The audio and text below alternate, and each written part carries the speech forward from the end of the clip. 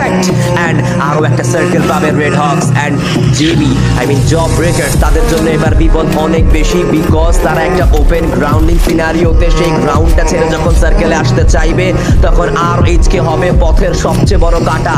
সেই কাঁটাকে উপড়ে ফেলাও কিন্তু আপনার জন্য অনেক টাফ।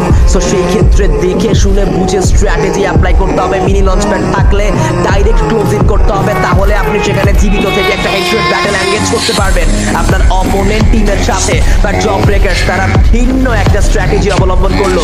ওয়াল মেরে মেরে ডান দিকের সাইড লাইনটা ধরে আসার ট্রাই করছে এখনো পর্যন্ত।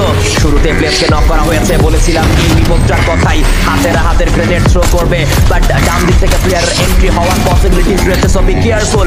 দেখতে দেখতে Niloy gaming they are eliminated. প্লেসকে রিভাইভ করা হয়েছে কিনা পারলো না, কেটাও কনফার্ম হয়ে গিয়েছে। লাস্ট রিনার স্ট্যান্ডিং ফ্রম জব ব্রেকার্স। পারবে কি এই মুহূর্তে তার সামনে প্রতিপক্ষগুলোকে সেখানে ধ্বংস করতে, এলিমিনেট করতে? বুয়া উইন রেশিও এখনো পর্যন্ত সব থেকে বেশি রয়েছে রেড হকসের কাছে, that is 45%।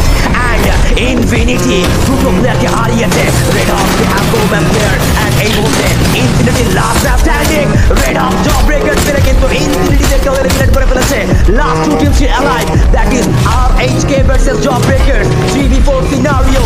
Red Hawks they have their advantage, but Job Breakers তাদের কাছে প্লেয়ার অ্যাডভান্টেজ নেই। এই মুহূর্তে একটা গ্রেনেড অনেক কিছু পরিবর্তন করতে পারে যে কোনো দল থেকে। তীব্র নিজের স্কিলের ব্যবহার করলো, ক্লোজ রেঞ্জে ঢুকে পড়েছে প্লেড। প্লেডের অ্যাটাক নক বের করতে পারবে কিনা? প্লেড নক দিয়ে নিজেই নক হয়ে গিয়েছে।